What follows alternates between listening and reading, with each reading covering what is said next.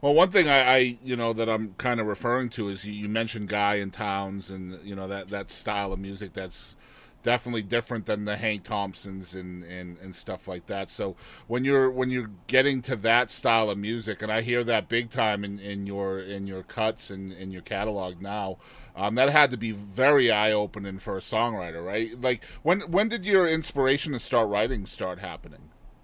I started doing that pretty young. And it was just I really don't know where that started. Just that I loved songs and I wanted to bathe in them. When I was really young, I wrote the lyrics for like a bluegrass song. I was before I could play any instrument, but the church band worked it up and did it as part of this big Easter production, so that was cool. And then I want to say I got a guitar like in my early teens, and I worked at this dry cleaners, and so I managed the substation by myself, so I'd sit back there and just write songs all day. But I was not into the songwriter scene really until I graduated and moved out, and people showed me the way, and then man, I love all the really heavy hitter So stuff. prior to being shown the way, what does the structure look like in your songs? Like, because I imagine it's probably pretty just what you're hearing on the radio or whatever, or what you're being influenced by without much structure. What's that look like for you? Um, I don't the I mean the little Easter song thing. I must have been 8 or 9, Yeah. So I think that I was just taking, and it was intended kind of to be bluegrass, and so I'm sure that I just took like forms, from the stuff that we were listening to, and kind of just applied. This stanza is supposed to be this long, and here you go to the chorus. Um, and then after that, I kind of already had some like just wandering. I just needed it, I think, more than anything, more than any thought. I didn't really share a lot of those songs. I remember playing my grandfather one of them, but it was just more of like a need to just vomit it out, I think, in that time. So, yeah, they were all over the place. Certainly nothing I would play now, but uh, it was just kind of, it just kind of existed, good, bad, ugly. So There wasn't much structure. I love the phrase "showed the way" or being shown the way. What does that look like for you? Like, and who is doing the showing? Man, I there were some guys from home that all played, and John Dempsey was one of them. And the guys that kind of surrounded him that played with him, man, they just knew more about music than anybody else I'd ever been around. I knew how much I loved it, and I could show them a bunch of old country stuff that they like wanted to parade around up and think they knew. It was just all kind of spitfire all the time. Like, oh yeah, well you didn't know this cut and this and this, and so I started playing with them and using them as my rhythm section and just being around them as much as I could. And so we all just ran around in a clump. But there's a guy named Josh Garner, the best drummer I've played with still today from back home, and he just absorbs so much knowledge about music. And he'll do it for anybody too. He'll sort of curate like you need to listen to this, and you should listen to you know you should listen to this record, this town's record, and and then he kind of like spoon fed it to me, like, oh, Poncho and Lefty, Hmm. and then man, but I got ate up with it after that. See, Pancho and Lefty was monumentous to me too because like you, I was exposed to classic country at a young age by my dad, and so I didn't really know of Towns and Guy and all of those guys until I moved to Texas in '01. So Pancho and Lefty was always a Willie song, right? To me, Sure. it was always a Willie song. And then when I heard it, by the songwriter, I was like, whoa, and like it's eye opening. And that honestly, that's probably much of the genesis for this show that I'm doing Really. now is just like hearing the song and the stories from the songwriter is just uber interesting to me, right? And I've been blessed to chat with some amazing freaking songwriters. I wanted to chat with a little bit because I've been to a lot of your live shows and I try to pay attention to the banter between songs.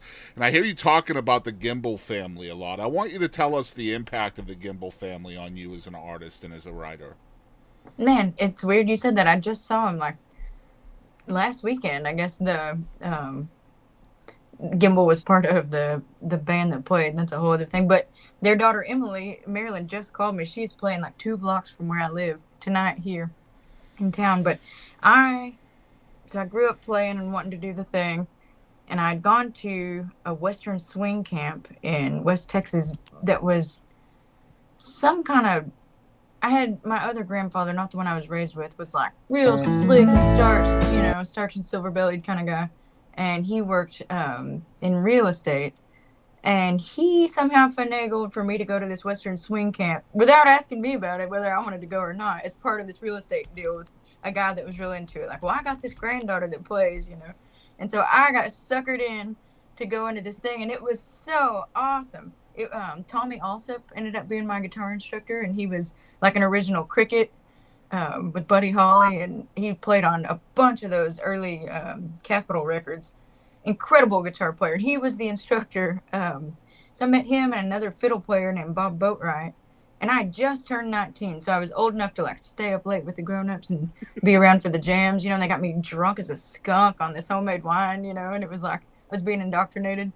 But they were like, "You're from Waco. You need to get connected with Dick Gimble. We're gonna." And Tommy also called him and said, "Hey, this young girl's gonna come to town, and she's going to reach out to you." So I did. I met him, he and Dick and his wife Marilyn, at a Starbucks just across the street from the Hampton Inn I was working at.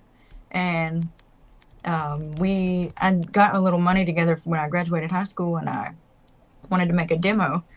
And so he had a studio, and I went and recorded that. It was 4 covers. I didn't have songs that I felt good enough, about recording of my own yet. But I did that, and he just said I was going to go to school to be a teacher, because I had wonderful educators, and I wanted to hopefully pass that along. But he just said, "You're too ate up with this, and there's a commercial music program here in Waco," and he taught at that program. So they convinced me to go to school and get my associate's degree. I chose to get it in commercial music management because I didn't want to be taken for a punk. But I also took which has happened plenty, but I felt like I delayed the process a little. Yeah. So Gimble taught me guitar through that program, and they have just nourished me all through the years. He's one of the few faculty members in my life that I stay in really pretty constant contact with him. They're going to come when I graduate in May to the ceremony, I think, and they musically, for sure, he's influenced me a lot. Taught me every jazz chord I can play, and he was hard on me, but I'm glad for it because, his whole thing was like, you were not going to walk out of this office being just a punk chick singer. That's not an option for you. I don't think I've ever been to a show of yours where you did not mention the Gimbles in some fashion. So, but I've seen interviews of yours, and I've never heard you talk about them in an interview. So I just wanted to get that on record. I love that stuff because it's part of your genesis and who you are as an artist and how you came from, a young person to who you are now. Let me ask you this, because you mentioned going to school for something music related. Was there pressure from family to kind of, quote unquote, get a real job? Uh, Early on there was that grandfather that I mentioned, the other one. He's dead now, so I guess I can say this, but that's terrible. He worked for the state at one point and did this thing called the Texas Tomorrow Fund, and so it had paid for 2 years at a community college and 2 years at a 4-year school at the rate of the year that I was born. So it was a significant money saver, and I was going to have an undergraduate degree paid for. But like I mentioned, I got together with the Gimbles, and they convinced me to go to school for commercial music management, and I still would have had an associate's degree, but my grandfather was just so like I quote his words were, "I'm not going to throw any money down the rat hole." And so I said, "Well, keep it." He cashed it in and, bought some property with the interest, and I went to school for commercial music, and I don't regret it at all. Yeah. And we later repaired our relationship, but he learned rapidly that I'd be damned if somebody's going to tell me what I'm going to do with my life, especially when it's something I love. So after that, nobody really messed with me about it. I went back to school because I very much wanted to, and I'll graduate in May with my master's degree in clinical mental health, but it's taken me 9 years because I've done it all on the road. Well, first of all, congratulations on that. Like, Thanks. I know how freaking busy you are as a musician. So, going to school while doing all of that too, finding time to write, like, holy crap, man! Kudos to you. I find it very ironic that you went to school for commercial music, just because of your traditional country background and who you are as an artist. Because some would say that traditional country is not very commercial nowadays, right? Sure. Yeah, Yeah, the two programs they offered, one was like classical, and then one was just commercial music, kind of as an sure. umbrella. How has that So served you though as an artist? Do you think that education? Oh, big time.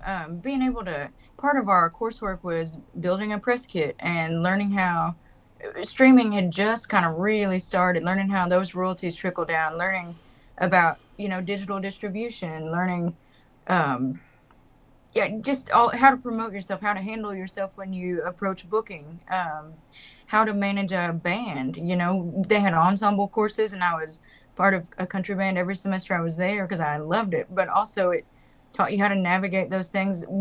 How to run a PA, just kind of one on 101. Excuse me.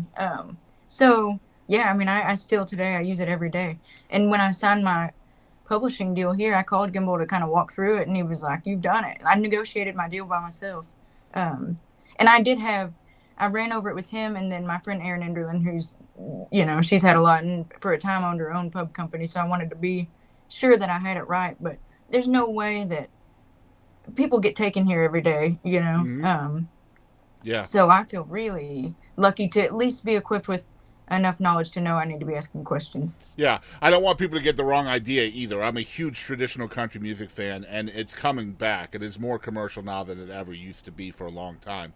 I don't want people to think I'm bad mouthing it. I'm not. It's just Oh, but you're right, it's though. been tough to get noticed as a traditional country artist Sure.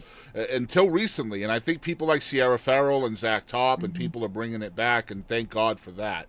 And I've been a huge fan of yours for God as long as I've known you, and you've been, how did Heather put it? Country is cornbread.